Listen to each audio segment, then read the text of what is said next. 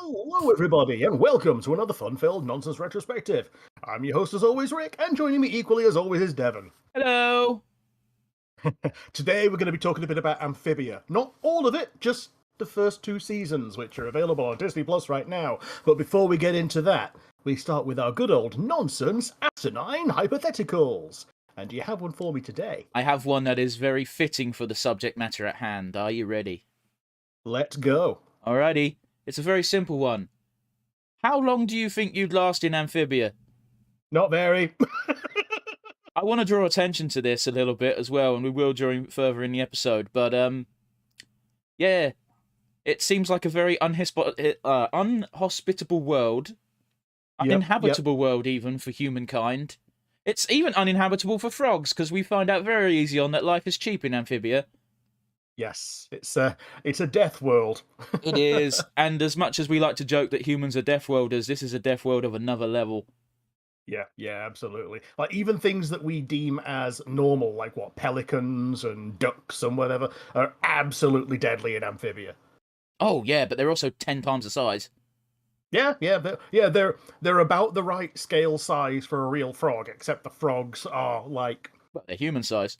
yeah, well, they're knee tall to a human. Well, yeah, okay, it's more the toads and the newts that are human size. Yeah, ignore me. It's been a minute. Yeah, they're like knee tall to an adult, and is slightly shorter, but not by much because she's one of those stringy teens who's grown straight up. I mean, you're saying that, but she's not that much taller than Marcy or Anne. Not Anne, Sasha. True. Yeah. But yeah, I wouldn't last very long. The two main reasons are, number one, I am a rather choice cut of meat apple, and I would get found and eaten rather quickly. The other is that I really don't like bugs, and I really don't like the idea of eating them, so I probably wouldn't last too long on that either. I mean, I'll be absolutely real with you. One of my favourite scenes in season 2 is when she finally meets up with Marcy, and she realizes how readily and quickly she eats bugs. And I think the exact words are, "What has happened to me?" Yeah. I think the not wanting to eat bugs argument really loses a lot of water when you realize that, people will do questionable things when hungry. Yeah, it's bugs or starve. That's a real easy choice. I wouldn't be happy with the choice, but I think in the No. circumstances, I'd be like, I don't want to die. Absolutely. But yeah, it's one that I probably would take too long to choose and probably would die. Bugs are plentiful, so I don't think you need to go that far to actually find sustenance. So maybe not. Yeah. I mean, yeah. If I found a village like Wartwood, then I probably would make a pretty decent go of being vegetarian or whatever. But they're not really vegetarian, though, are the frogs? No, but they grow vegetables. That's true. Well, Hot Pop does. Yeah. And he takes pride in the vegetables that he grows. And except for in that one episode. Yeah. The one where he mashes them all into the poison jars. Sells them as Red Bull.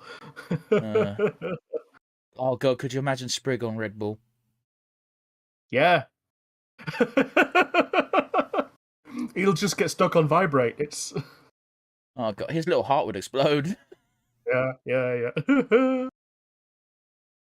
But yeah, my one for you is, you are now the ruler of a small island nation. What is your regime?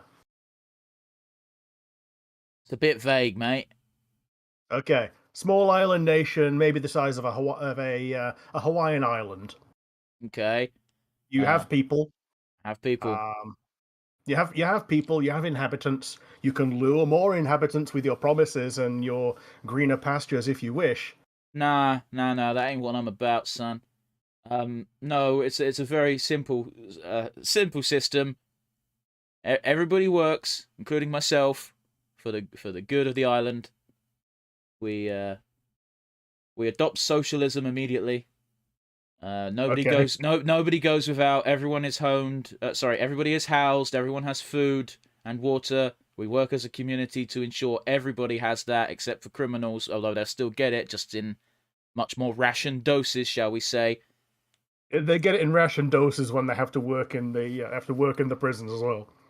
Yeah, well, it's one of those things where I'd have to decide very early on whether or not I'd want capital punishment, and it's one of those issues I very much flip flop on a lot, because it's one of those where I've seen evidence in the real world that there's no way to guarantee 100% someone's guilt. Yeah. Yeah. You know, and it's very easy for a system to become corrupt in an effort to get more guilty verdicts, as it were. And I would absolutely hate to condemn someone to death unjustly, as it were. That's always the sticking point with capital punishment, because it's all well and good being like, there are certain crimes where I think death is absolutely the correct punishment. The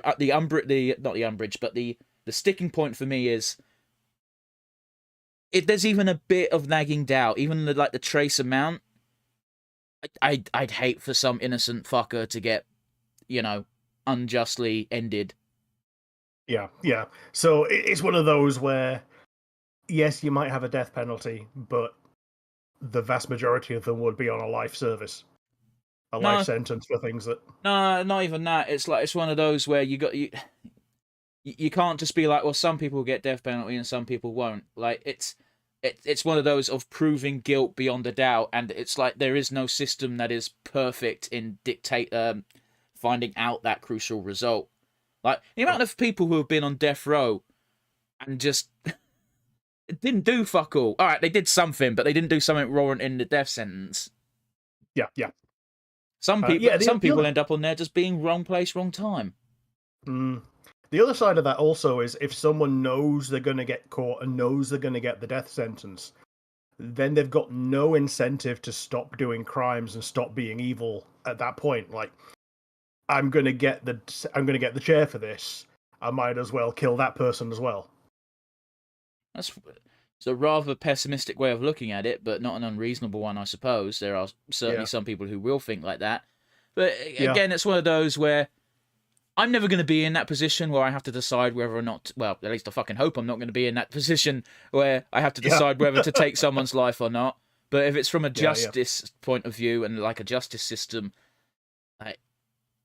less than 0.1% of a chance that person might not have done it is enough for me to go, I really don't want to play with those odds. Yeah, I feel you. Totally. But, punishment system aside, socialism, everyone gets homed, everyone gets fed, everyone gets the bare essentials, but everyone in return for that has to, assist in providing said essentials. Totally. 24 hours a week, that's how much you have to work. Okay. I think that's fair. Especially if it's like, it's one of those things where I've got this weird fucked up, I wouldn't say it was fucked up, but it's definitely an unreasonable, like, utopia mind plan. Of, everybody works a bare minimum, let's say 20 to 24 hours a week. That's like, you could split that amongst 3 days, or you could do it, bang it out in 2 if you wanted to, but, that's 2 12-hour days of work, and, I used to do 12-hour shifts, guys. I know it's unreasonable and sucks. Yeah, they suck. Like, a lot of all-night stuff tends to be things like that. Like, you'll get a 10, 11, 12-hour overnight thing where you're just expected to be the only person or one of two manning, say, like a security booth. Yeah, that's a bit different, because most of the time it's a bit different in the sense that you're not constantly doing something on that type of job. When I was doing 12 hours, I was working a shop. Yeah. Which is bollocks. But anyway, 20 to 24 hours a week, everybody has to do that amount of service, as it were, for the community, whether that be working in a supermarket, doing X, doing Y, and, everybody gets paid in, rather than currency, some form of token, which is how you redeem your allowance for the week, as it were. You don't need to clear a minimum hours to have housing. you know. But these tokens aren't for your housing and your food. These tokens are for luxuries like, I don't know, video games or pleasure, leisure services, basically. But you Or only get beef. them, or beef, or nah. Beef's banned. But they, I'm not banning beef. I'm not a dick. But if we're on a small island, there's not going to be that much room to fucking farm beef anyway. You'd probably be better off using the resources to farm a different type of substance.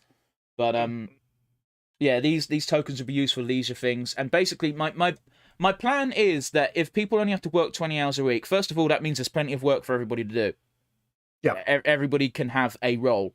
There still are things to do. Yeah. So that should, in theory, minimize people without jobs. But again, you don't need to do this to guarantee your housing and your food and your basic necessities. That should just be a given in this utopian society. And again, the idea is that if you have these leisure tokens to exchange for leisurely goods and pastimes that are pleasurable, you it will give people more time, seeing as they only have to work 20 hours a week, to invest their time in creative outlets. Like creating video games and media and shit. Or even something like this podcast for fun. Exactly, man.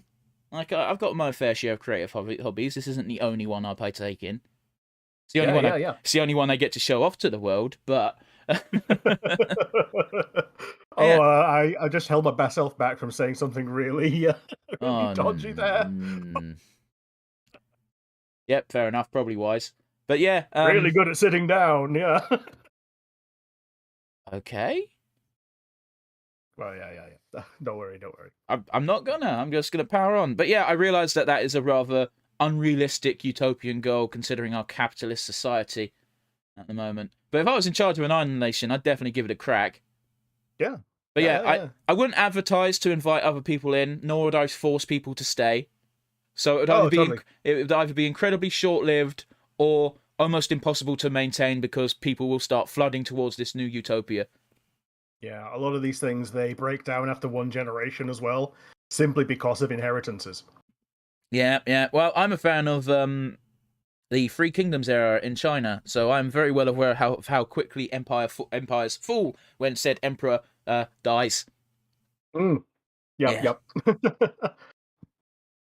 But yeah, I think that was way better than I thought it would end up as. But again, it's one of those fucked up things where, like, despite knowing I'm never going to be in that scenario, it's something I've thought about a lot. Not that I'm going to be in charge, but what I would think of as a utopian society. So if I'm in charge of an island nation, this is what I'm going to attempt to do. Yeah, totally. It's pretty good, though. It's a pretty good statement. I'm never going to have an island, but just in case... No, dedicate this amount of... But again, it wasn't about your specific scenario. It's just like, what would my utopia be like? What would a perfect society? First of all, fuck capitalism. That's the first step. Yeah. So yeah, we're talking about Amphibia today, and if you want to see our previous experience of this show, we have the first episode on Nonsense Review as our live reactions to episode 1. Well, my live reaction, you'd already seen it. If I recall correctly, it was a sick day episode as well. It was, so we recorded it as a sick day thing to like put out whenever dire mishap happened, and it's always me. Yeah. So far. And I enjoyed it. You'd already seen it. I remember it being pretty heavily advertised on the internet, but I don't have like Disney Channel, so I don't know how well advertised it was on there. It was one of those things where even when it came to advertising and it coming to my knowledge, the only reason I gave it a fair shake was because I watched The Owl House, and that was fun, and everyone who liked The Owl House was like, oh, Amphibia's coming back soon. I'm like, what the fuck is Amphibia? Yeah. People like you loved X, and apparently they got the same composer. I wouldn't know. I don't tend to pay attention to that sort of thing. Yeah, like I'm pretty sure Disney has a non-infinite number of employees that they can share between projects that people really love. So yeah, having the same composer for 2 animated shows that are both well enjoyed by the people that like them, it makes sense. Yeah, very valid, very valid. If I remember correctly, fuck. If I remember correctly, Oh, jeez. It's one Mr. Matt Braley who created this show.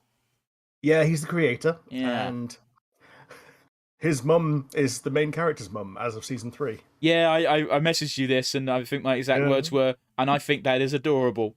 it is. It is. The main trio of Anne, Marcy, and Sasha are based on his group of friends growing up. He was the Marcy, and there was a Ooh. Sasha in the group. Yep. Oh, that's very interesting considering what's happened to that character lately. Yep. But then again, based upon, not necessarily, strictly speaking. Yeah, the relationships were based upon it. Like, obviously, things couldn't possibly as bad as literally raising an army and trying to take over a country. But um and just like Marcy, his parents got divorced when he was a kid, and that affected him quite deeply. Um, but he's also based Anne on his grandma. I think you're getting Sasha and Marcy confused a little bit there, because Marcy's the one with divorced parents. Marcy is the one who had to move away because their parents got a new job. Hmm. Sasha's parents are divorced. Marcy's parents are the ones who are forcing her to move away because they need to move for a new job. Yeah, I think he split up the different things into the characters. Like, that's absolutely So fine. I'm just saying that I definitely remember that being split between two characters, those traits. yeah, fair enough. Yeah, he split the divorce into, obviously, as you say. Then he split the divorce into Sasha. He split the being the nerdy one into Marcy, and for Anne, he based it on his grandma. Like, I've seen the photo of his grandma, and she has incredibly wild hair. As a child, I've not seen any of this stuff, so I can show you after we're done today. But yeah, it's does she have and adorable pinchable cheeks? well, she stood next to some allegedly other family members, and she just has an incredible mess of hair. So, but she's like, what, maybe somewhere between 9 and 13. You can never quite tell. So the likelihood of pinchable cheeks is high. But she's a bit skinny, so maybe not too pinchable. I'm using the old euphemism of they are adorable rather than actually physically going because that's horrible doing that to a child. Yeah. That's horrible doing that to anyone. It's horrible doing it to ourselves, and we know exactly how much give and take our faces have. Oh, I wasn't doing it seriously. If you did it seriously, you're an idiot. That's not pinching your cheeks. That's just doing fucking bullshit. Yeah, I watched most of season 1 when I was stuck in hospital, and All right, man. I'm sorry I have to bring it up, but it's buzzed like 5 times now. Your phone's doing me head in. let me put it in. Let me do a thing real quick. Yeah, we're gonna have to bear in mind because Rick uses his phone to record, and now he's recording the screen with me on, and it looks 10 times worse than just me as me. Yeah. Apologies, audio listeners. I realise this is not the most pleasant of viewings, and now we get a good selection of Rick's junk drink. We've got Rubicon and what looks like Nesquik and an old takeaway packet. Not Nesquik. I love how that's the part you take umbrage with and not the old takeaway packet. It's not even an old takeaway packet. Let's see. I don't know what it is. I'm just you can't. Don't record me like that. That's gross. Stop it. Stop it. Stop it. Yeah, I usually ignore it when your phone buzzes because it only does it once, but it's done it like 5 times now. Yeah, put it in airplane mode with Wi-Fi. Oh, right, I remember, because your phone's fucking stupid, and when you put it in silent, it still does a buzz. Yeah. Yeah, okay, I completely forgot that was a thing. Because it's so silly. Why would you call it silent and then still do a buzz? Yeah, the buzz is louder than, like, volume 1. Fucking ridiculous. Yeah. But yeah, sorry about that tangent to fix an issue that actually technically can't be fixed. Yeah. Well, the actual fix is to buy a real webcam and not just use my phone for it. I mean, that's what I did. Yeah, you did. But yeah, over the Christmas period, I was in hospital for my birthday, which was great. But I did manage to get through most of season one, and I got through the rest of season one when I was locked out of the house on New Year's Day early morning. So And we all laughed at him. yeah, you did. But yeah, I managed to finish season two before the new episodes dropped. Yes. When the new episodes dropped, that's when I caught up on the season three stuff. So we're not going to talk too much about season three at all, really. We're basically we're saving season 3 for when we do that on its own podcast, and much like that, we're going to save the second half of season 2 of the Owl House for its own podcast. Sure. That's the plan, anyway. So let's get into the characters. We got Anne. She's canonically a Thai. Well, she's of Thai descent. Her parents are from Thailand. Yes. So she's second generation. I believe she'd be first generation as American born. Okay, yeah, she's first generation American, second generation Thai, because the first ones are just off the boat. I'm doing a weird thing because that's a weird way of putting any of it.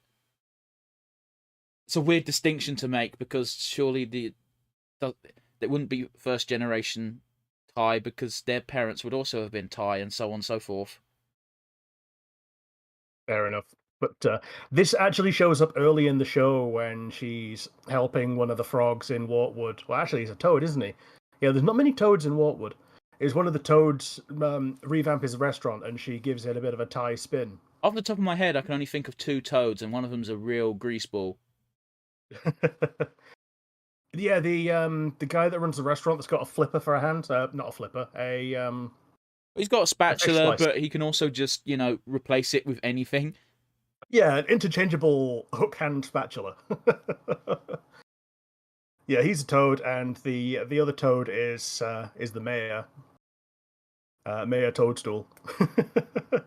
Who has a lackey he calls Toady, even though he's a tiny little frog. He is.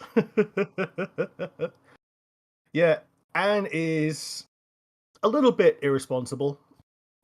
She's addicted to her phone to at least a small degree.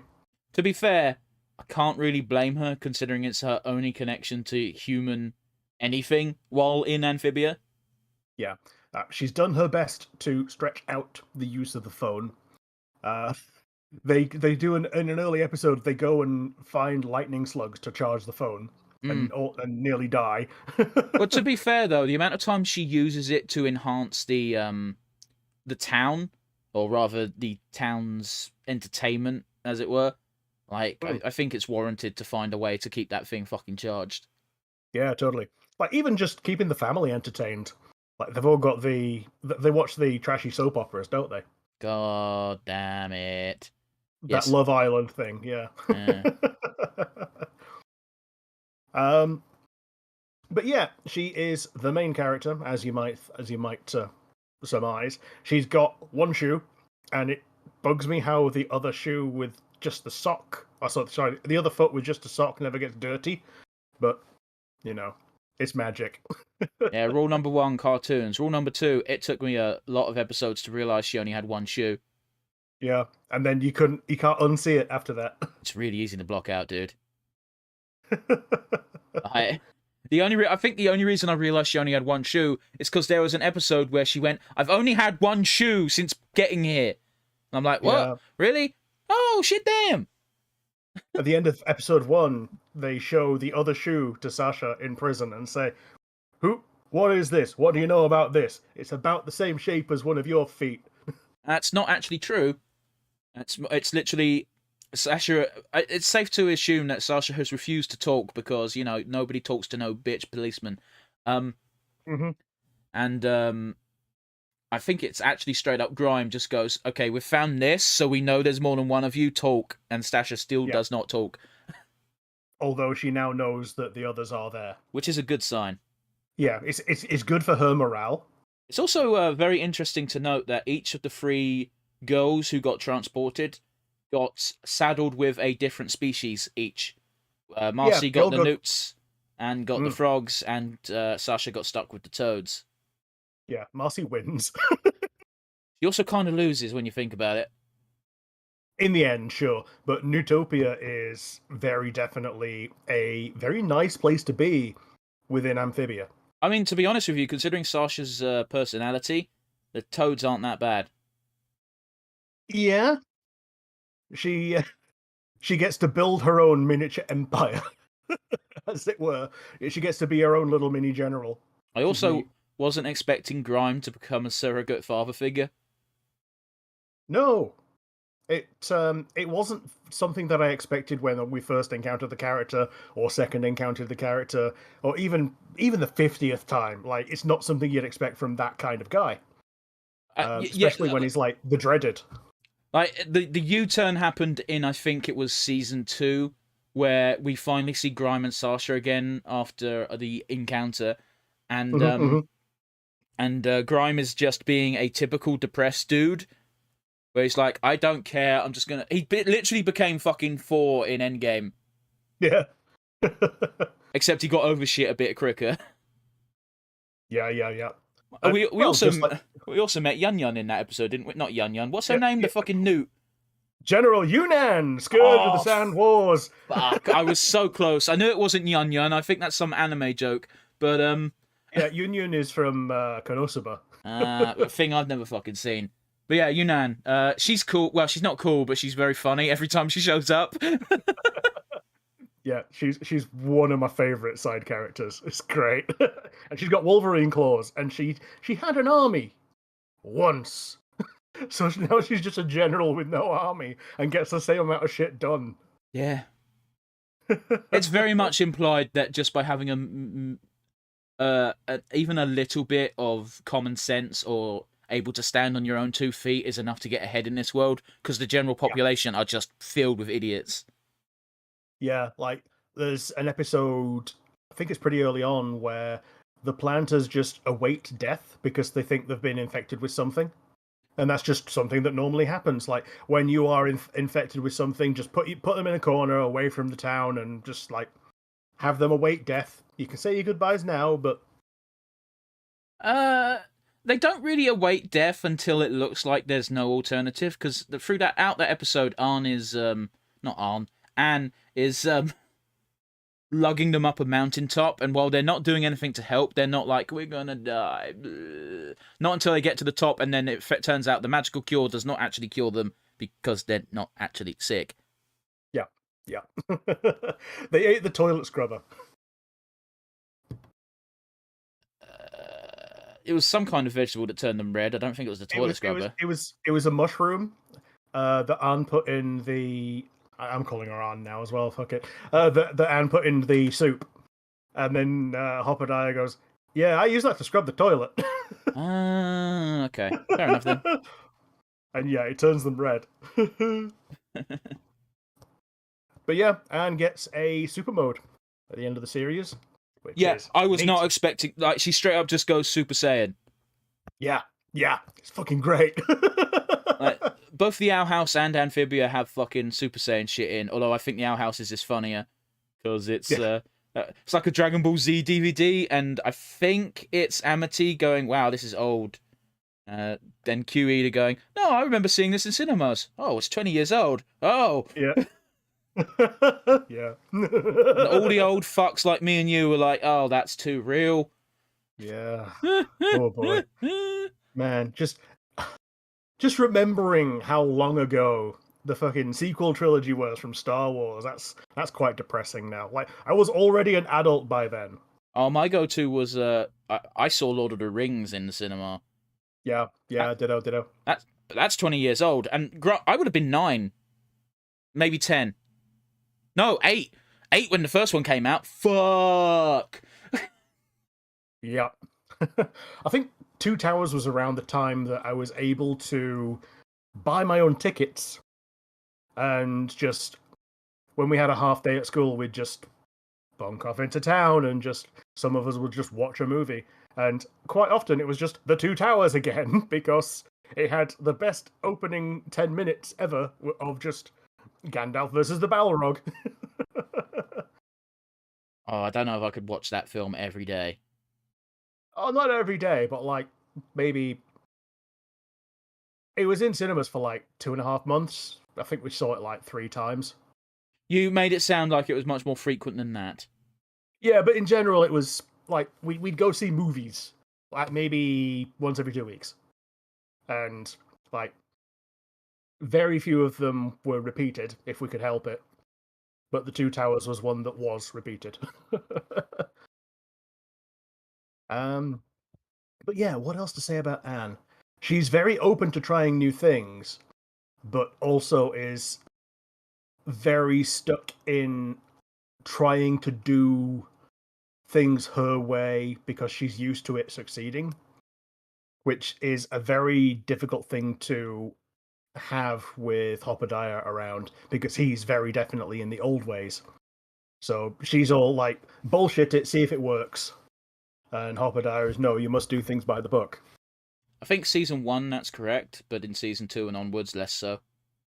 Yeah, they're a bit more chill with each other. I think the turning point for Anne actually was when she got Bessie's manual and actually bothered to learn how to interact with Bessie and To be fair, she didn't learn. right. She started reading it and realized, oh, this is a very cool story, and then just happened to finish it because it was such a good read.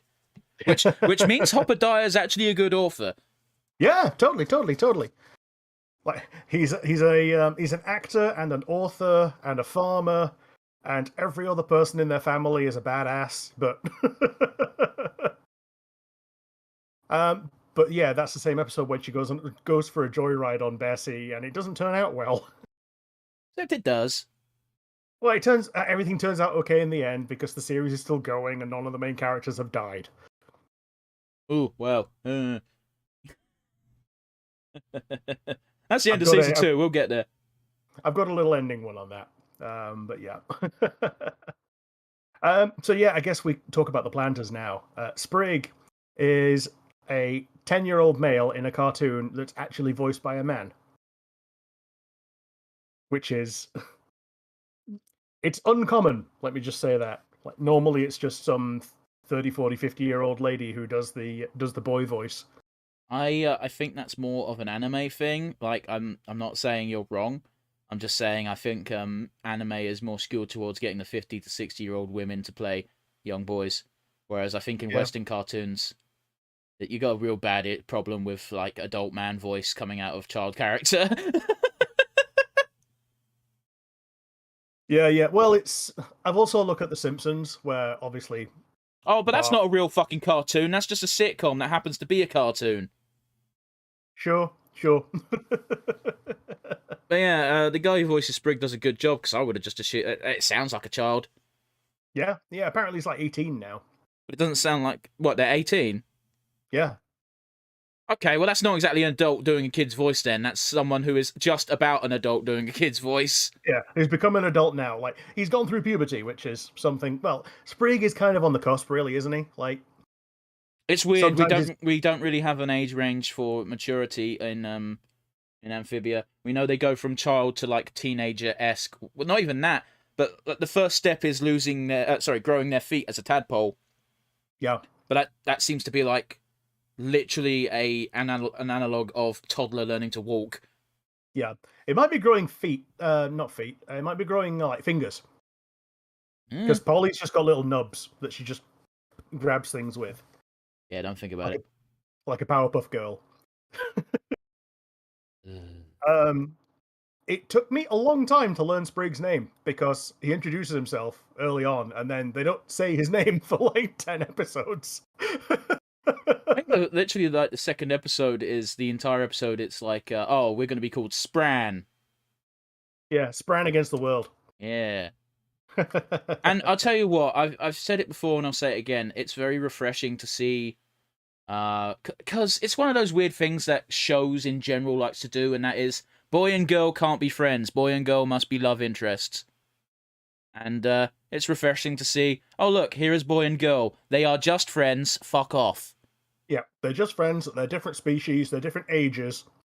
And they both have, well, Sprig definitely has a love interest. Two, actually, if you count the one that he was forced into. And I felt really bad my for her, to be honest. yeah, she's also one of my favorite characters. I felt really bad because she is a cool character. She's interesting, and she got done real dirty early on. And I know that was the creator's intent, was to make her seem creepy and horrible and antisocial. And it turns out that, hey, if Sprig had just said really early on that he was not interested, she would have gone, oh, cool, I'm gonna do more potions then. Peace. Yeah, yeah, yeah. She's a really Yeah, chill character, and it turns out she's actually quite powerful when you look at it. yeah, she learns dark magic and evil witchcraft to be able to do good, which is Hello, Morrigan. It's a nice take on that. It is. It's yeah, adorable. Sprig is very impressionable, and even more of a wild cannon than Anne is. And he's had to live with Hot Pop this entire time, and it's only now that someone else is spurring him on to do more rebellion that he does it. But again, that slows down in season 2 when I think it's like towards the end of season 1 that they kind of accept Anne as a planter and not just a house guest, you know? Sorry, I'm just thinking a bit ahead because there is one episode in season 2 where it's got to be one of my favorites because I just love how frustrated Anne gets the entire episode because she's just like, nope, not getting involved in any of these hijinks. I'm going to do a puzzle. And that's all Anne does the entire episode. And she keeps getting interrupted by the planters with their wacky hijinks, and each time they fucking completely fuck up the puzzle. And yeah. I'm just like, this is such a super concept for an episode, but I love it. It's well done. Yeah. Nope, not getting out of this chair. I'm doing my crossword, dickhead. Actually. Jigsaw or whatever, yeah. Yeah, I think that's the episode where Hop Hop finally becomes an Axer in the Amphibia world. Maybe, yeah. You know, where it's just a cover for stealing banks. Yeah. But yeah, Sprig's fun. He's normally the one early on, at least, where if Sprig and Anne go out into the wild and do things, Sprig's the one that says, "Yeah, no, that's actually dangerous." Yeah, and we're not going to talk about it for very in detail because again, we're saving it for another podcast. But it's very fun to see those roles reversed in season 3. Yeah, it is. But yeah, man, even with Hoppediah, like having the sage person who knows things be the 13-year-old girl and not the 65-year-old frog. It's kind of cool. But yeah, we got Paulie. She's a pollywog. I like Paulie, but there's not much to dwell on. She's a young, impressionable girl, and she wants to fight people. Yeah. She's basically Sprig squared in terms of being angry, being fighty, and like you say, being young and impressionable. Sprig's got a bit of maturity under his belt, whereas Paulie really doesn't. And she does take a few things a little too literally. And also there is that one time where she runs away from home and replaces herself in the camper van with a ball that she finds. Oh, that's in season 2. Yeah. Yeah. To be fair, they find out pretty quickly. Yeah, they do. But yeah, the part where I'm like she's impressionable is a very early on episode, which actually really didn't hurt me, but it made me feel really bad for the character. Which, yeah, kudos. That's what the job of the episode was. It's where Polly's doing a lot of things that a young girl should not be doing. She's spitting, she's fighting, she's being manly, you know? Yeah. And she's the best at spitting in the entire village. She is, and that comes up where they need money really quick, so they need to get the trophy thing by spitting. But yeah. Anne, earlier on in the episode, didn't mean to do this, but she put Polly down by saying a young lady shouldn't be acting like that. It's disgusting. It's gross. So when it came clutch time, she couldn't spit far enough because she didn't want to be gross and unladylike, like Anne is suggesting she be. And then Anne has to do the big apology and be like, okay, well, I didn't mean it like that. Blah, blah, blah, blah, blah, blah, blah, blah blah blah, and then eventually it gets worked out, and she spits far enough, and she gets a trophy. And I think that's the same episode where she kept giving out IOUs.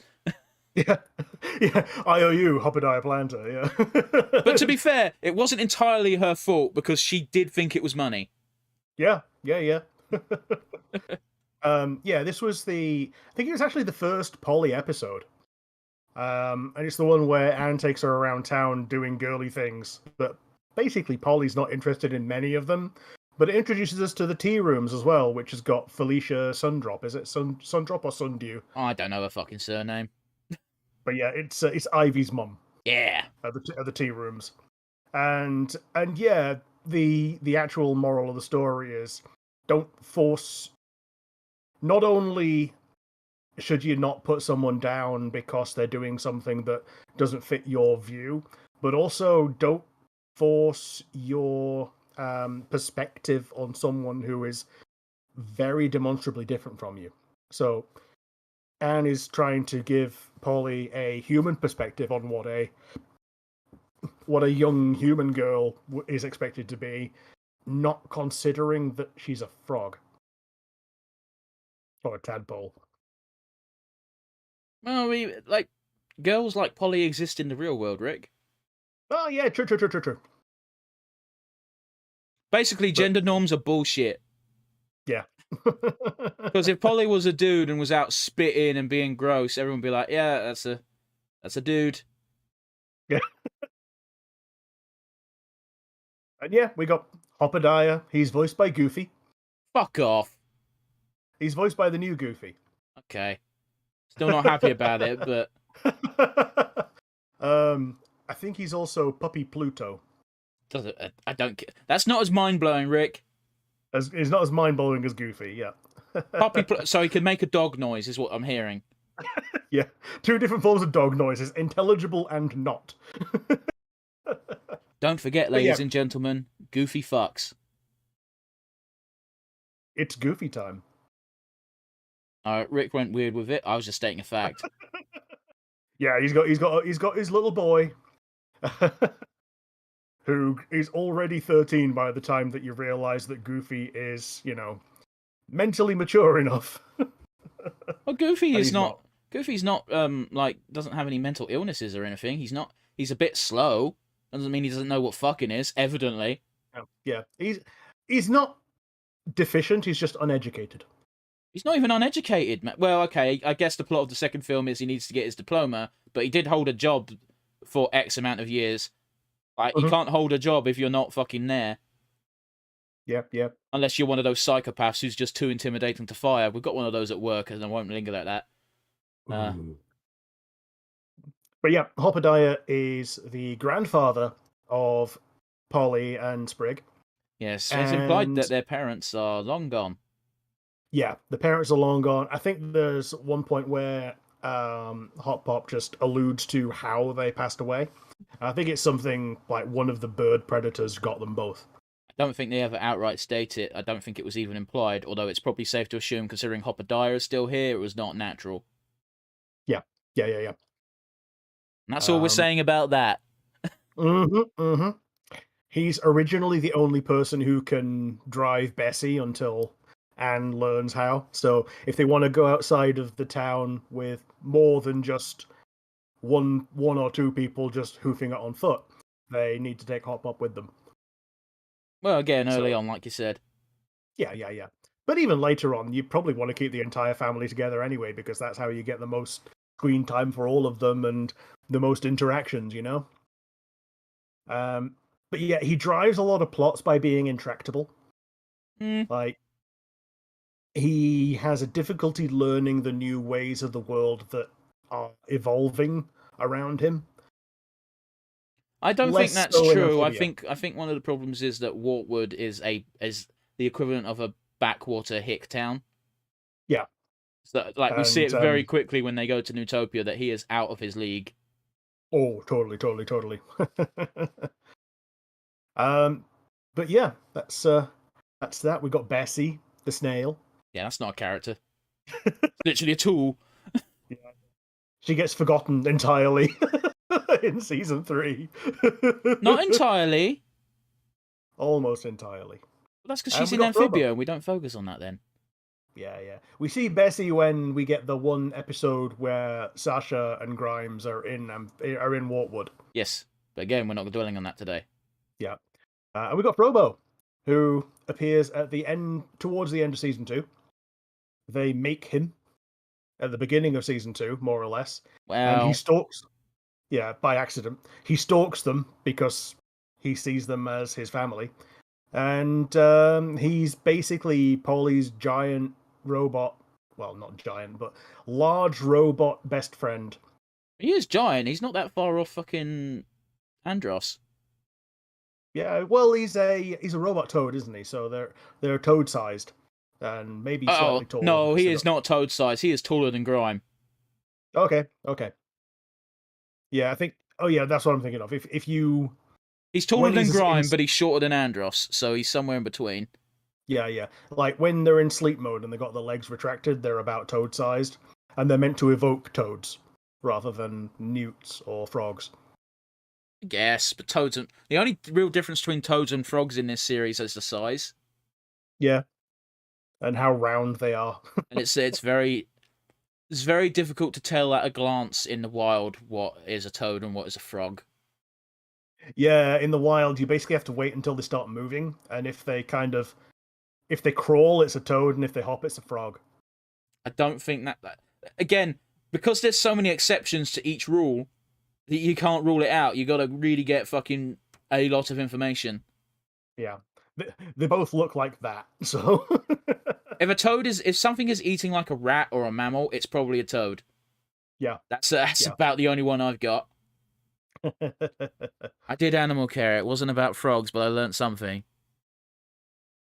Also, we live in the UK, so we don't have to dissect them. No, we don't have to. That's such a weird fucking thing that apparently all state schools do if cartoons are to be believed. Yeah, like we had the option to, and everyone in our class chose not to. And the teacher was like, "Cool. So this is what they look like." And he put up some like overhead projector slides. That's the baffling thing. That's the baffling thing to me. Why do you need to kill a frog? Yeah. Well, apparently the frog's already dead. Yeah, but how do you think it got dead, Rick? Yeah. Like, it got... At least the person doing the dissection is the one that has to kill it.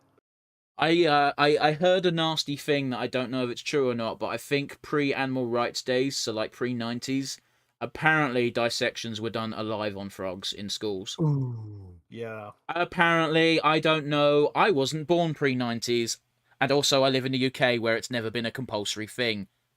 It was never even an optional thing when I was in school, and thank fuck, 'cause I wouldn't have done it. Yeah, they had some formaldehyded animals in our school, and you could request to look at it.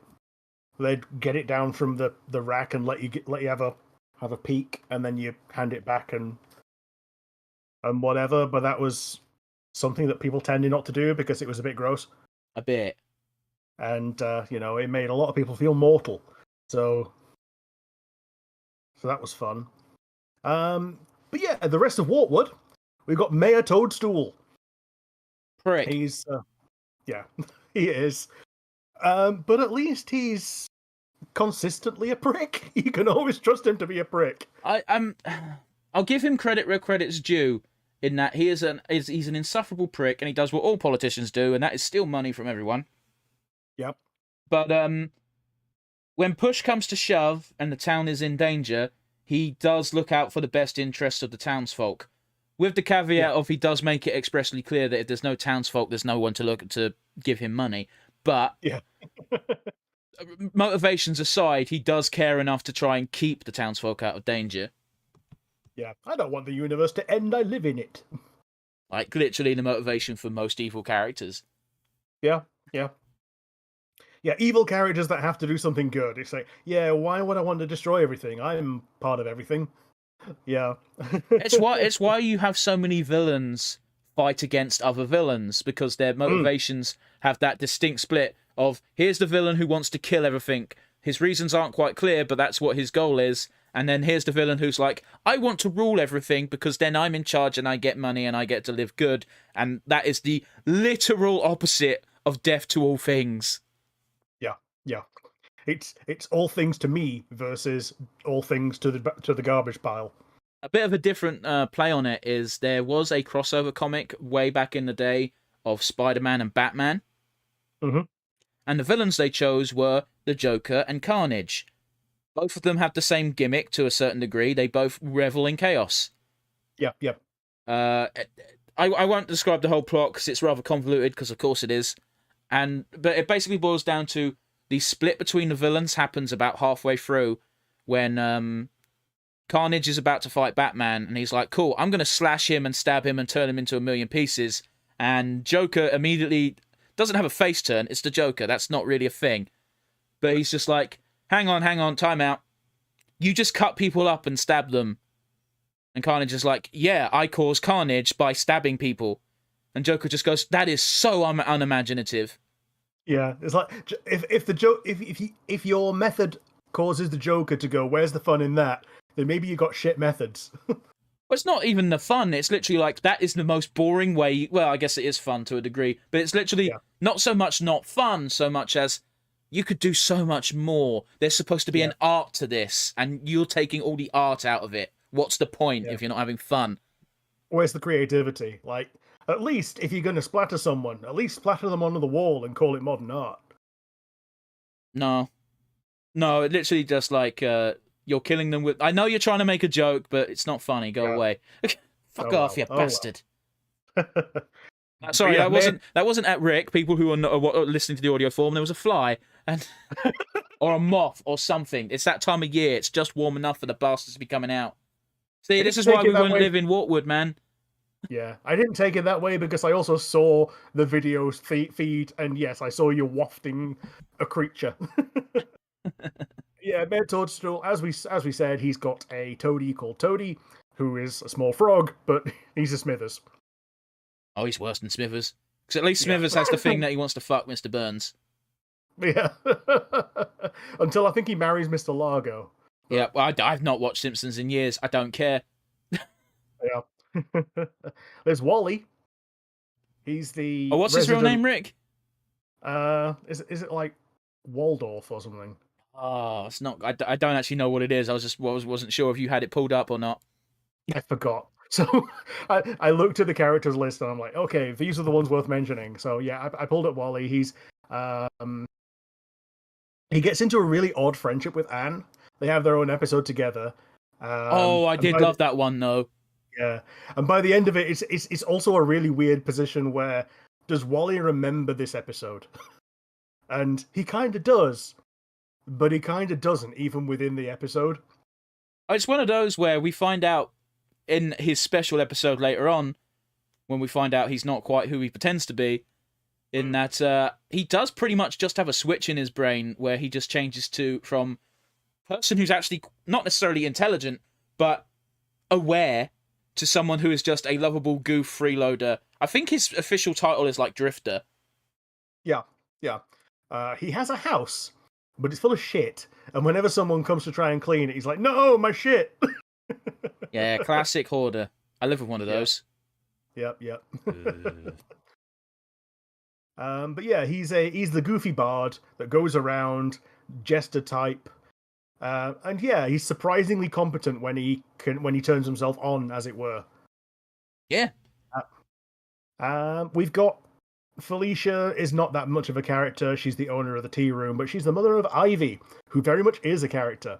Felicia is implied to be a character during that one episode where Ivy finds out why all this shit's going on. Yeah, Felicia is an ex-adventurer who knows kung fu, and she uses kung fu to operate her tea rooms. And when she's training Ivy, well, she forces Ivy to do the tea room shit as, child labor, as all people with businesses and children do. And even Anne's parents. Yeah. And then justifies it at the end with, yeah, this is how I learned kung fu, and now I'm going to coach you in how to beat me using the moves that I taught you in the tea rooms. It's one of those really annoying tropes that got birthed from the Karate Kid, and I've never enjoyed it. It was interesting in Karate Kid because it was the first time it was done. But like even with Cobra Kai when they tried to pass it on again, and Daniel San is doing wax on, wax off with the new students. And it's like this is so fucking tried and done and fucking boring now. Yeah, like it's like it was new and interesting once, Yes, and that's the only time it's ever going to be new and interesting. in my opinion, yes. I don't care for the trope at all. Yeah, and there's a limit to what nostalgia can do for something like that. Yep. But yeah, Ivy is Sprig's girlfriend. They have a bit of will they, won't they? Well, will they, won't they? And will they, won't they? Fucking hell! What? I do. I do like how, much like with any, like it's something that people are embracing more and more because now the younger generations are the generations creating official proper content of embracing fandoms, as it were. In that Anne's first reaction when she sees Sprig and Ivy is, I'm going to ship them together. Oh my god, it might actually happen. Oh, yes. And whenever they have a moment, there's always an issue where she's just smiling and being really dumb and sappy. And Paulie's like, okay, we gotta go. Yeah. At the end of that episode, they've resolved that, they, as much as anyone ships them, they're still just friends. And then Ivy just walks away, and then Anne just goes, yeah, you just fell in love with her, didn't you? Yep. And he goes, yep. And later on, it does bear fruit, at least. Yeah, because it's reciprocated in different ways. And I think it's Ivy that actually asks Sprig out in the end. Maybe, it's been a while. Yeah, it has been a while, yeah. I do find it a tad bit weird that it kind of seems as if Ivy's grandma and Sprig's grandpa have a thing with one another. Yeah. That's a bit weird to me. Like, it's not be-all, end-all, because they're not related or anything, but it's a bit weird. It's a bit like that episode of The Simpsons when Abraham was courting Marge's mother. Yeah, it is a bit weird, isn't it? But, like, you gotta let old people have their fun. Yeah, but it's implied they had fun before this. Yeah. Like, I don't mind. Like, it's one of those things where it's just something that happens naturally down the line, but it's very much indicated that they had a fling in the past. Now, I'm not saying that ended up with Ivy, but it's murky enough to be a bit weird in my mind. Yeah. Plus, it's a small town. It's a very remember when I said like backwater hick town? Yeah, literal backwater. But yeah, like it's a very small town. There's going to be limited options for broadening the gene pool, as it were. Well, not unless a couple of people get kidnapped by the toads, and that implies war crimes. That's even worse. I just said it implies war crimes. Yeah. The only downside to Sprig and Ivy is that Maddie at that point is getting cuckolded. I don't think she is, though, because she didn't seem that interested in Sprig. She just seemed to be going along with it because it's what her dad wanted. Yeah, and didn't they... wasn't the arranged marriage arranged as a trade deal for some bread flour? Yeah, it was... Something really mundane. it was one of those things where when it happened, it was such a stupid throwaway like trade that it genuinely seemed as if it was just a throwaway gag and not serious, but then they kept referencing it and eventually had it officially called off, and it's like, that's a bad trade. Very bad trade. They got the bread flour for free in the end of it.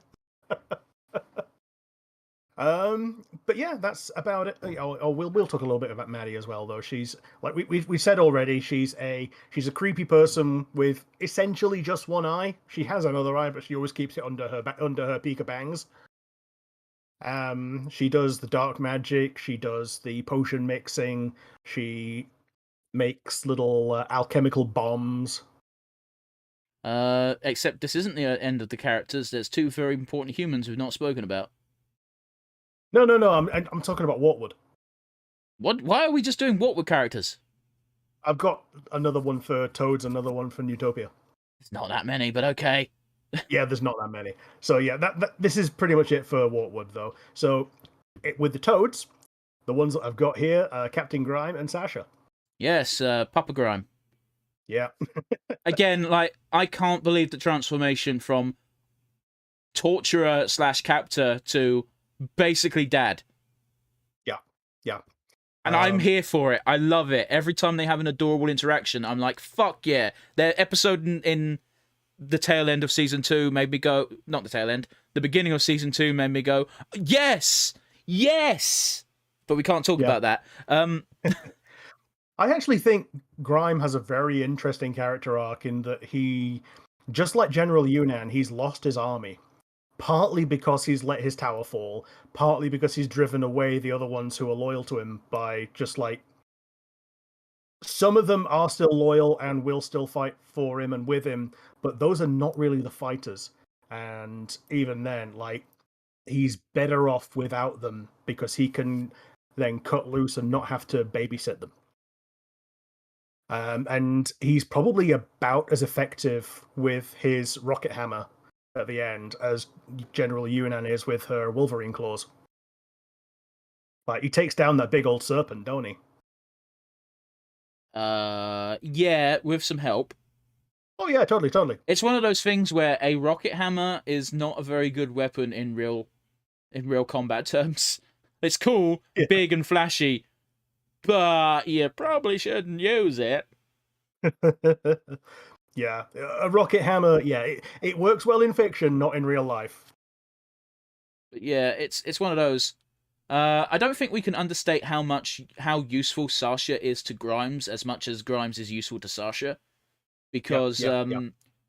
before Sasha turned up and basically had, it wasn't really a heel turn so much as a natural escalation of trying to make the best of a bad situation, and in that Grimes' way of ruling his men was through fear, which works when you've got it on your side, but it also has a double. It's like commissars in the 40k universe. Everyone's scared of them because if you look at them the wrong way, they will shoot you as a morale lesson.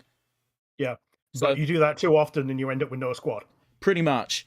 So, because people will either desert or, oh, you shot too many of us and now we're just going to fucking maul you. But it's basically that logic. That's the logic he runs on. And Sasha's like, hey, have you tried doing this instead? Because Sasha is incredibly good at manipulating people on an emotional level. Sometimes via coercion, sometimes through outright intimidation, sometimes from just bullying. Yeah. But she knows when to use each one. Yeah, the intimidation side Grimes has got down pat, but he's not got the positive manipulation down. He's never tried it before. He's never thought it was going to be useful. So that's when Sasha comes in with, yeah, like, don't get under their skin, get in their heads and go to their hearts through that. Yeah. And when you've got someone who will actively die for you, that's a much more useful soldier than someone who is fearing for their life from both sides. Yeah. Like, and by the way, we're not just pulling this stuff out of our arse. First of all, Sasha explains that actually she does know how to manipulate people. And before that, even, we see in a flashback that she manipulates people in the form of convincing Anne to steal this shit box. Yeah. Something that I think everyone can agree Anne would not have done if there was no pressure put onto her to do it. Oh, totally not. Like, well, probably not. Like, almost certainly not, but still. She seemed like a lot of things, but a thief wasn't one of them. Dishonest wasn't one of them. Well, maybe that's one of the things that she doesn't seem dishonest now and in the story that we got now because she's seen the result of what one act of dishonesty does. And we don't know how many of them there were before that. She's cut school at least once. But considering how much pressure needed to be put on her to convince her to skip that one day, makes me assume that was the first time. And again, I could be way out of line. I don't know. You do raise a valid point. We don't know what she was like, but from the way her parents talk, she was irresponsible, but not dishonest. Yeah. Like, there is a difference between the two. Mm-hmm. And the thing is, we got Sasha as our first look at another one of Anne's friends who was brought to Amphibia and went to a different culture. Mm-hmm. And it doesn't end well. or at least initially, and from then on, really, like they have a real falling out during season 2 where Anne basically gives up on trying to redeem Sasha and just goes, "We're done. I'm done with this. I'm done with you. Let's go our separate ways and try and do the right thing our own ways and all that." I don't know about you, but I get such Catra Adora vibes. Yeah. Very specifically in that fucking clash at the end of season 1. Mm, Like, it felt like Catra fighting Adora. yeah, but yeah. Well, we might have a triangle. I'm not talking about take the romance tick part off. Just the feel of that scene. I'm not opposed to the romance thing, but I don't really rightly care. Romance doesn't seem to be the core of this story's plot. No, plus they are still kids, so I don't know, man. 14 is enough to have at least your first one. Not necessarily a real one, but your first one doesn't have to be real. God, that's a fucking cynical way of looking at things. But yeah, have we got anything more to say about Sasha at this point, or? She got real good with a sword. Yeah, 2 actually. I cannot stress how fucking difficult it is to dual wield weapons. Well, like yes, Yunnan has the claws, but they're claws. You're basically just punching with extra steps. Yeah, it's punching with extra range, whereas with anything that you have to hold and wield, like wielding 1 is the kind of thing you train for a while to do and not hurt yourself. Wielding 2 is the kind of thing that you do to try and show someone that, yeah, I can do this, don't mess with me, and you still mainly only fight with your dominant one normally. It's one of... Okay, I'm going to bring up 2 points now. The quickest... Count Dooku one of them. No. But I've now got 3 points, thank you.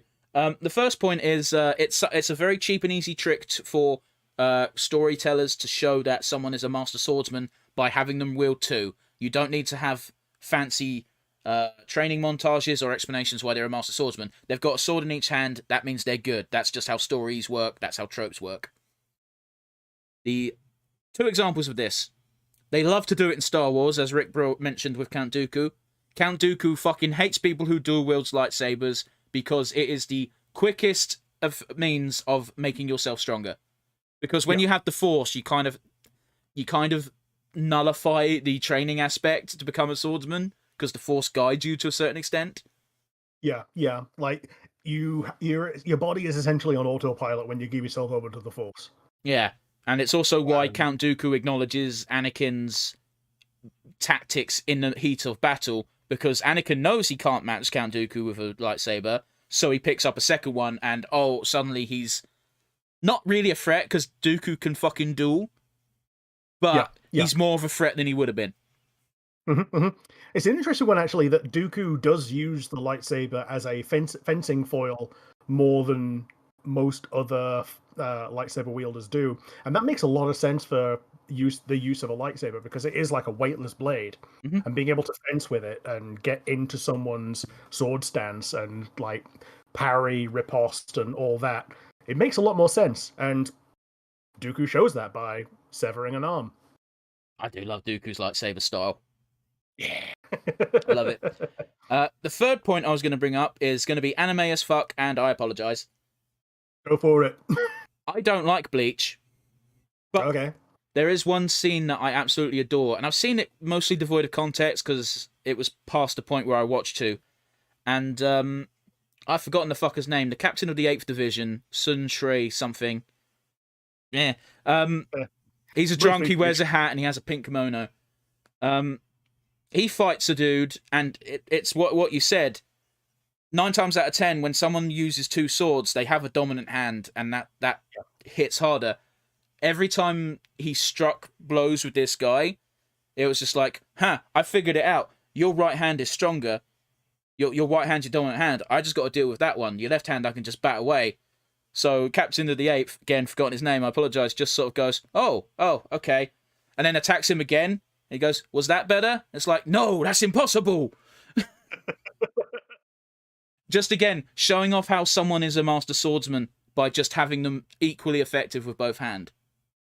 Nice cheap trick, but it works, and I adore it. Much like how I hate the trope of menial work makes you a fucking kung fu master. The trope of I can wield a sword in each hand, I'm a master swordsman, I fucking adore.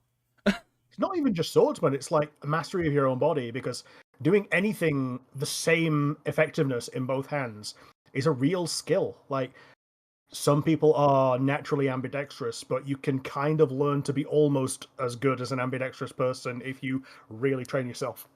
Yeah, of course, but we're talking trope talk, my dude. Oh, totally.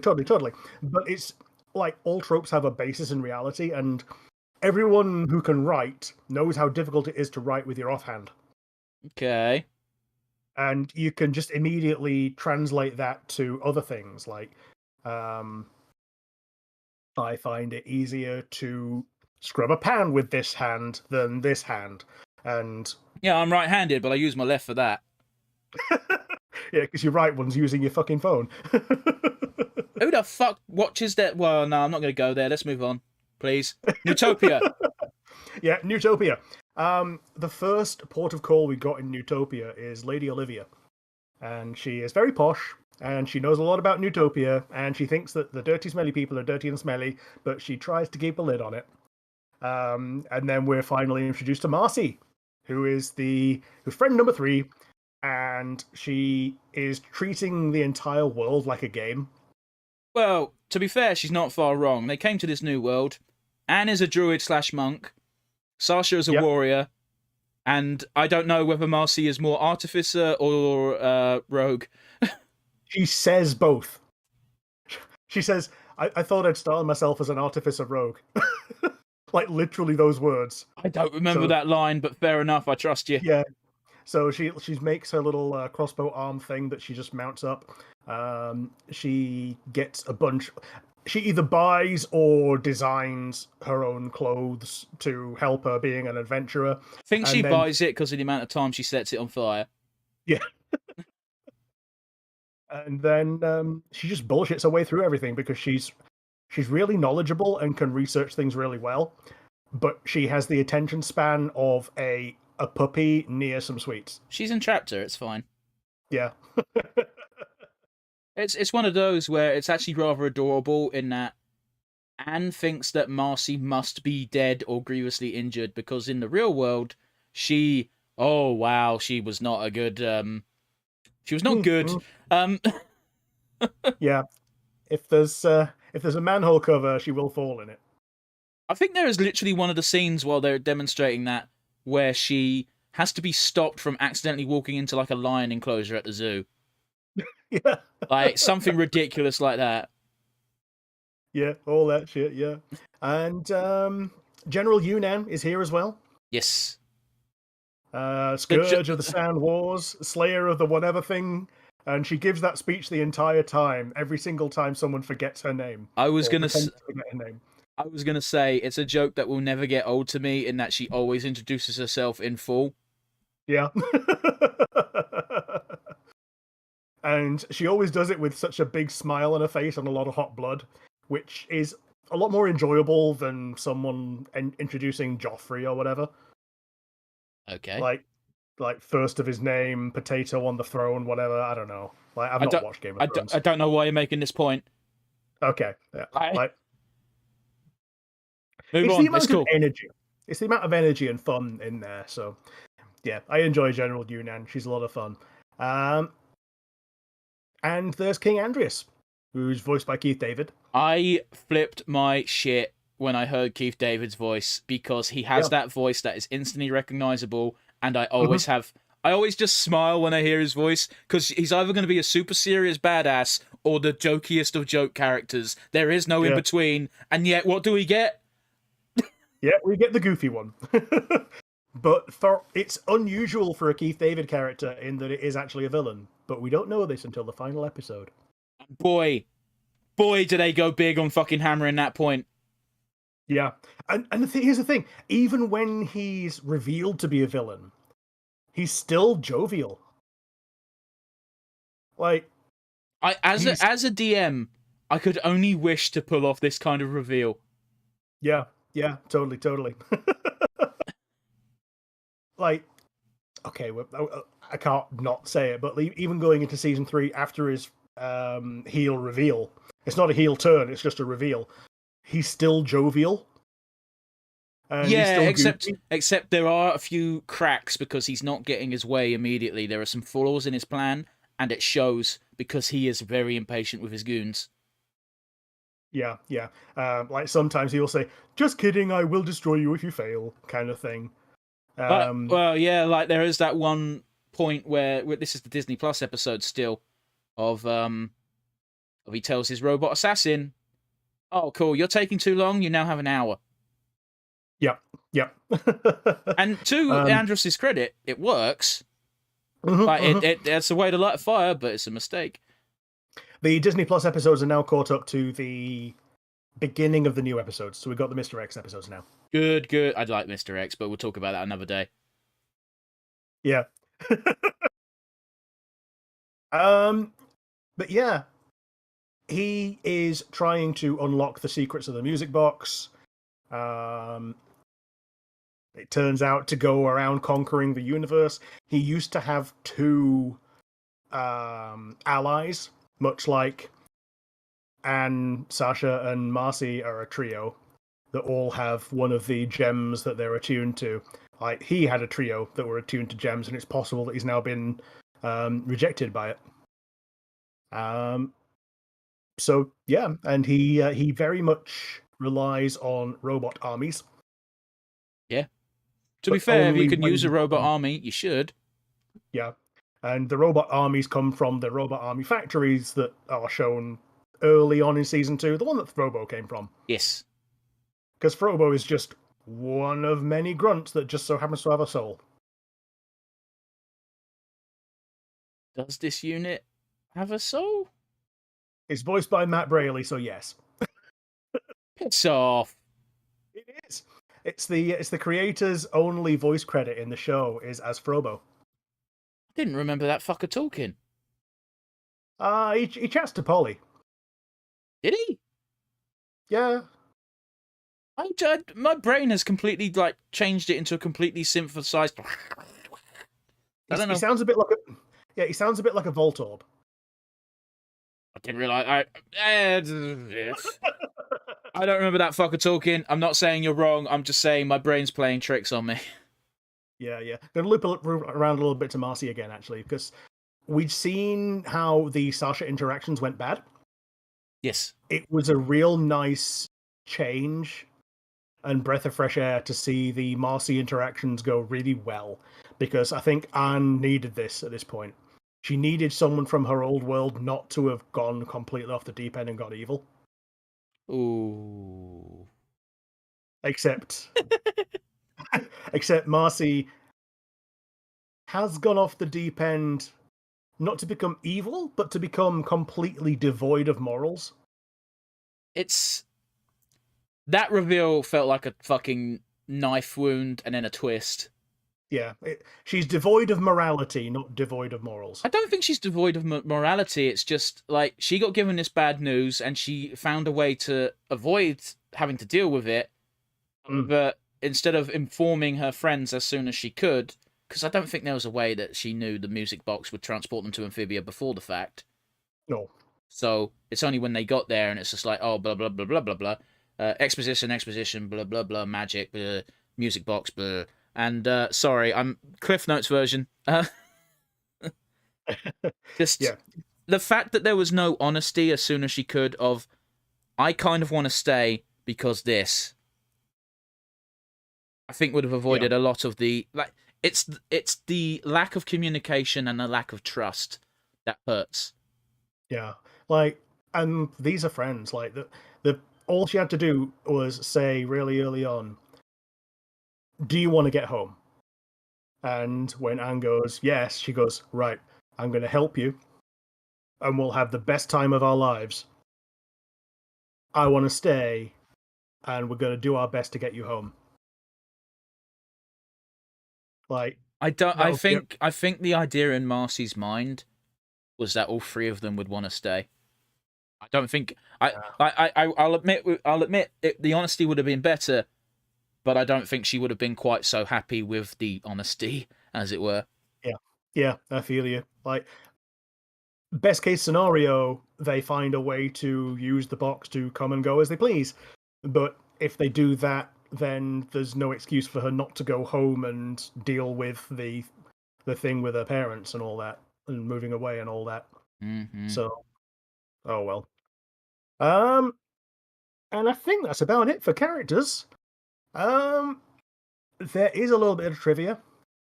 Oh, After Marcy gets stabbed at the end of season 2. fucking spoiler. Yeah. um, the network made them show the opening credits of season 3 that shows Marcy in a Bacta tank. Because otherwise there'd have been months and months of, oh, is she dead? Yeah, And to be fair, it's one of the things I take a bit umbrage with the beginning of season 3, in that it starts literally immediately after Anne has been flung through the portal, Yeah. and we get one line of Anne going, "I'm sure Marcy's fine," and that's it. Yeah. She doesn't know, and it's not like she's putting on airs. No. Like, I think that was a bit of a fumbling narratively wise. Yeah, she was stabbed through the heart, through the back with a lightsaber greatsword. I just seemed legitimately sorry that it was her that got stabbed as well. Yeah. He's he likes the people that he likes. He doesn't want to discard them, but he knows that it might not be an option. Because, he's worshipping Mecha Cthulhu. I don't think he's worshipping. I think it might have been one of his buddies. I think he's created it out of a bunch of souls that he's trying to keep around. And it's grown into its own little thing. And, like, he's kind of... I think he answers to it more than he would like to admit. It's really hard to say, because even though we've only got, like, 9, maybe 8 episodes left, it's... the revelation could be any number of things, is the reality of things. Yeah. But boy, do I want on... Oh, fuck, I did it again. Boy, do I want Anne to have a reunion with Sasha, and I want them to hug. Yeah, totally. Especially now that Sasha has... Well, okay. It's season 3 territory, so I can't really say. Yeah, sorry, didn't mean to bring it up. It's just that's what I'm looking. Like, we can say, everybody knows that Anne has been split off from Marcy and Sasha, because that's how season 2 ends. Yeah. It ends with fracturing the Fellowship once again. Sasha and Captain Grime escape on Joe Sparrow, which was Marcy's personal mount, and that's the reason that Lady Olivia and General Yunan don't escape as well, because Joe Sparrow has also already been stolen.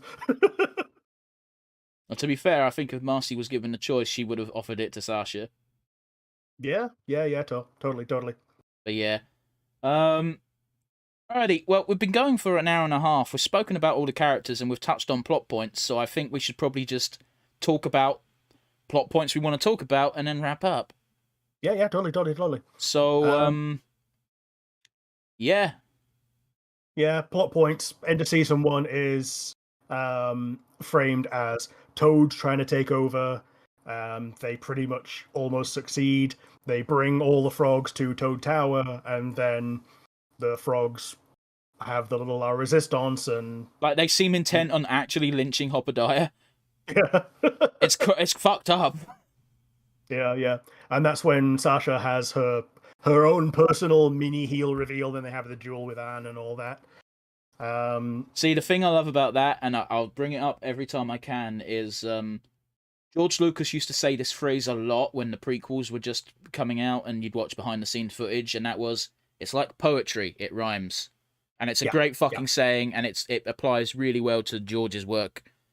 Yeah. But the way season 2, like the 2-3 episodes before the finale, maybe just 1, it's been a while, where they have the exact same duel again.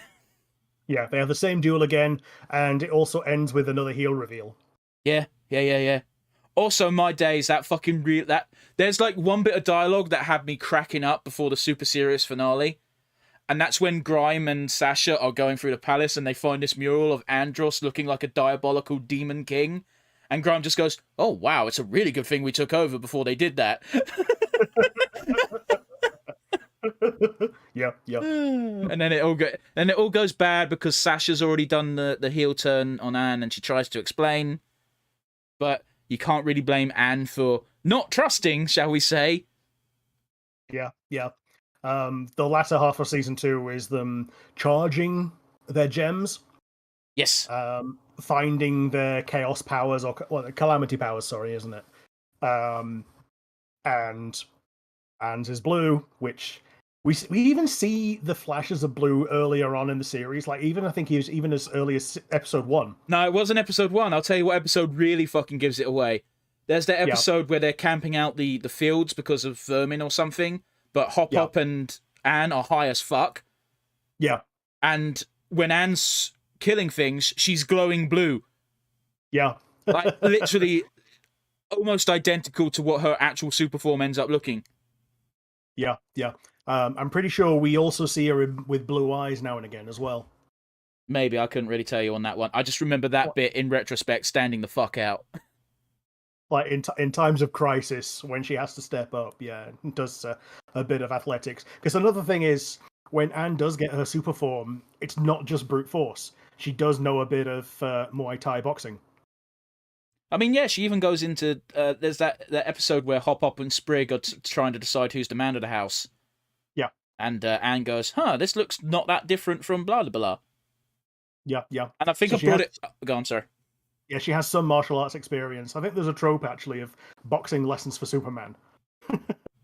But you get a superhero who's used to brute forcing things and give them some actual experience. The same kind of experience that a normal person would use to take them down. And suddenly you've got this incredibly scary, unstoppable force.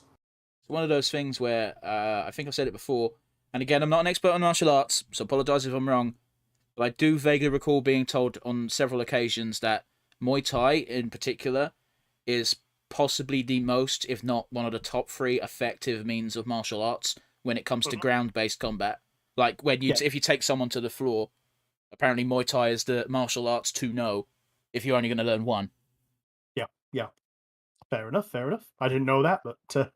Again, it could be bollocks. That's something I've learned from someone telling me that, and I've just absorbed that information, and it could be wrong, because I think Brazilian Jiu-Jitsu might be better. I really don't know much about martial arts at all. Sure. But yeah, end of season 2, Andreas drains the girls of their powers. Yes, but he fucked up because, early on when Anne fucked up and didn't fully power up the jewel, I think I was one of many who was like, oh no, that's going to play into it in a bad way, when in reality, it's the opposite. It played into it in a very good way. Yeah. So she kept some of the power rather than, gave it all away. Yeah, giving it all away. So you've got this slightly defective gem out of 3. Marcy's is the green one, Sasha's is the red one, Anne's is the blue one. And yeah. Oh, we're definitely going to get in, like, the final fight, all 3 of them having super forms, right? Yeah. Like Powerpuff Girls, yeah. Yeah, I don't know how they're going to swing it. Like, maybe the gems get cracked or something, but they're going to get their powers back and have their own forms, and it's probably going to be great. Or get the powers from another world. I think that would add far too much elements to the story, considering we've only got 9, maybe 8 episodes left, depending on if it's 19 or 20 episodes. True, but like, if they were to escape Amphibia and still needed the powers from somewhere, like if they were on Earth, the music box was still on Amphibia, and they needed powers, they got the powers from temples around Amphibia. Do you want to maybe just reposition yourself a little bit, because I could barely see you. Okay. You're this far back, and it's like you're in the shadows, like Palpatine. Like, Lord Palpatine, wipe them out, all of them. And yeah, we said it multiple times about the heel reveal. King Andreas actually becoming a villain. Revealing that he's a villain because he always has been. He's just been jovial about it. And he tries to stab Anne. He throws Sprig off a ledge into the abyss, and that's what makes Anne go Super Saiyan. I mean, okay, I've got to be honest with you. I thought Sprig was going to die in this episode, based solely on the fact of that super real fucking warning they decided to put before the episode. Voiced by Sprig. I didn't realize it was voiced. Yeah, it was voiced by Sprig. It was like some things in this episode might be unsuitable or distressing for young viewers, and it's voiced by Sprig on Disney Plus. I don't remember it having dialogue. I just remember reading it. So Fair enough. Fuck off, you. Sorry, fly moth. I don't know what I don't know what it is, but it's small and annoying, and I don't know why it's in here. But yeah, do you want to wind down into the final three? Let me think for a moment. I think we've touched on most of the important things. We've mentioned it before, but I'll mention it again. The Gravity Falls episode, that's not a Gravity Falls episode, was unexpected but great. Yeah, the Toad Zeus was great as well in that one. Dude, as someone who's never watched Gravity Falls and instantly knowing it's a Gravity Falls episode, it was a great feeling. Yeah, it was a good one. So I've not seen Gravity Falls, but I know what Grunkle Stan looks like. And I'm like, that Toad looks like so-and-so. And the joke of Toad Zeus, or whatever the fuck his name is, going, do you think there's... I was just thinking, isn't there like infinite universes with potentially infinite us's? Yeah.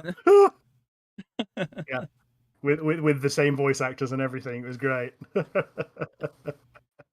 But yeah, that's I think the only other episode I really wanted to mention. The road trip episodes were kind of a snooze fest, but it did a really good job of fleshing out the world. Yeah, it fleshed out the world, meant that we weren't quite stuck with the same... Well, we weren't stuck with the Waltwood characters. Except for that one episode where we found Wally again. You found Wally again, yeah. But even then, stuck with is a bad choice of phrase, because they were still enjoyable in season 1. Absolutely. I think one of my favourite parts was the Paulie and Sprig arguments. They got so bad they got thrown out the thing to go down a different path, and Anne and Hop Pop are like, finally, some peace and quiet, and there's some quiet, and Anne is just chilling. She's leaning back in the carriage, she's got her eyes closed, and Hop Pop just starts talking and asking random questions, and it turns out Hop Pop can't take the silence. Yeah. And he asks Anne if she ever had a boyfriend, and she kicks him out. To be fair, valid response. Yeah. But yeah, I did like when Sprig and Polly came back, and Anne just starts going on a scream rant of, oh, Hop Pop really can't take the silence, and he won't shut up, and oh my god, thank you. I think we've all been there, where you're in a situation and you're perfectly content to just be quiet and ride it out. And someone else doesn't want to do that. Yeah. I do that when I'm with strangers, because I'm I'm not going to be the weirdo who doesn't talk. And then, until someone says we don't need to talk, I'm like, I will try to fill air with nonsense bullshit, and then it's like, we don't need to talk. I'm like, oh, thank Christ. So yeah, down to the final 3. Do you have a favorite moment? Oh boy.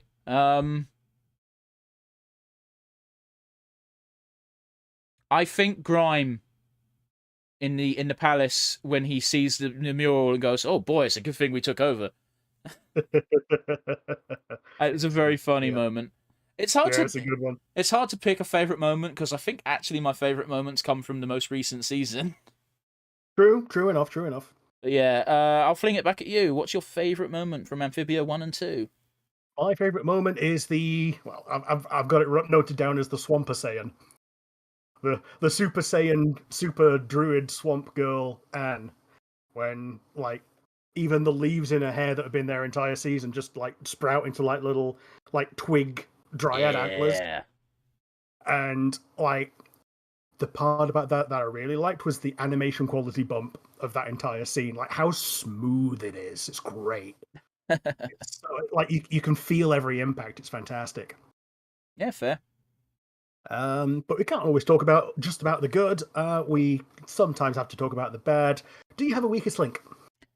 My weakest link is going to be a bit of a cop-out weakest link, because I don't really think it's weak. Sure.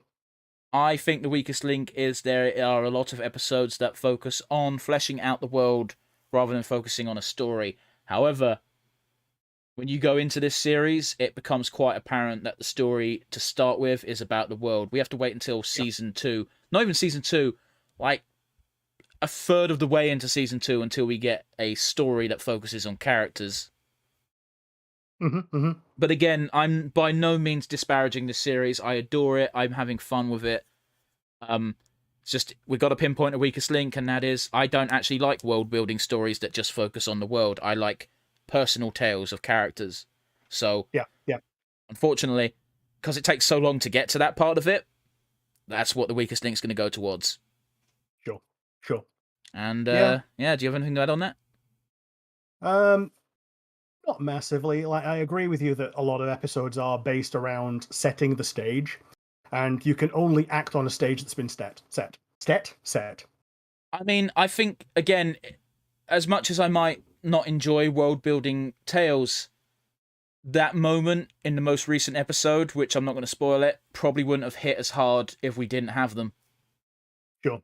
It's one of those, like, even if you don't enjoy the world building, you enjoy a built world. If you like. Like, unfortunately, I'm comparing it to, like even, like, shows I enjoyed have world building in it. It's just, that's not the part of it I enjoy. I enjoy the characters. Like, She-Ra has enough, like, most of season 1 is just fleshing out and building the world. You could set a D&D game in the She-Ra world quite easily because of how fleshed out the world is. Same with Amphibia. That's an idea. But yeah, I'm going to fling the question back at you, sir. Do you have a weakest link? My weakest link is the early intractability of Hoppediah. He grows through it, but the thing is that a lot of the episodes, at least early on, that focus on him, I felt were the less strong episodes.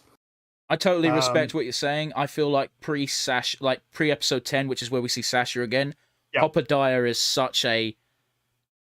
such an old man. Yeah. He's good in the cast. He doesn't drive good episodes. And here's the thing: I like the guy as a person and as a character, but not as a main character of an episode. So yeah, I'm going to go with Hoppediah's intractability and seeming incapability to learn until he finally gets over it. I respect you, man, but like again, that is to be fair, that is an old person trait. You get definitely. Even young people, like some young people, get set in their ways very, very quickly. But when you're old and you're like, let's say you're 60 plus, man, it's like, I've been doing this way for 30 years. If I change now, that means I've been doing it wrong for 30 years. Yeah. I'm going to do something an old person has never done. Change my mind. Jeez. And so, do you have an MVP? I do have an MVP. You're going to hate me because I'm going to cheat super fucking hard. Sure. It's Anne, Marcy, and Sasha. Sure. The power trio. Fractured as it may be. If I had to give it to one, it would definitely be Anne. However, I really do think that at the moment, the story is about the three of them. And I feel like it would be a discredit to not give Sasha and Marcy both their fair shake at this particular junction. Yeah, I'm nodding. Yeah, it's good, and I desperately cannot wait for the three of them to have a group hug at the end, because that's where I hope because this is apparently the final season. Yeah. So the story needs to wrap up. Matt Braley has said that it was always intended to be 3 parts. Which, fair enough, man. So, yeah, season 3 is going to be the end. I don't know if it's going to get movies, but if it ends properly, then it won't need them. I agree. Far too often in this world do we find things overstaying their welcome because people have been allured by, I don't know, let's do this or let's do that. And then we've got the opposite problem with the Owl House, but we won't go into that today. Yeah. But yes, I cheated, so you can cheat as well if you so wish. I will give you a free pass in the future to cheat with the MVP award. Who is your MVP? My MVP is just Anne Lol. So says my script. I think they did very well with the main character in this series. Yeah, it's her story. She's likable. Even when she's wrong, you can kind of see why. And the episode is normally about her growing up and past it. And yeah, it's if she doesn't get the MVP, then yeah, like you say, you'd have to give it to a group that involves her. Yeah, man. She's a good character. She's a good kid. But yeah, I'm really sorry I'm busting. All right, then. Quickly. Well, Matt, Rick's going to go, so I'm going to do the outro. He's now muted on the mic, and you won't be able to hear him on the audio version either. And, yeah, it's a shame he didn't end his webcam footage, because now we have to look at a pretty curtain if you're watching the live stream. Sorry. But yes, all that's left to say is thanks for watching, guys. We do appreciate it as always. Don't forget, if you're watching on YouTube, you've got the comment section down below. We do like to hear from you. Suggestions for future episodes, or just what you thought in general. All is good, all is accepted. And if you're not watching via YouTube, but listening via one of our audio platforms, thanks to my editing skills, I should cut that, but I won't. But yes, if you listen to one of the audio versions, we do have an email address for you to get in contact with us. You can, again, send us your thoughts and views, or just suggest future episodes. We don't mind, we're open to all of it. So yes, send it to our email address, which is nonsensereviewuk@gmail.com. Once again, that is nonsensereviewuk@gmail.com.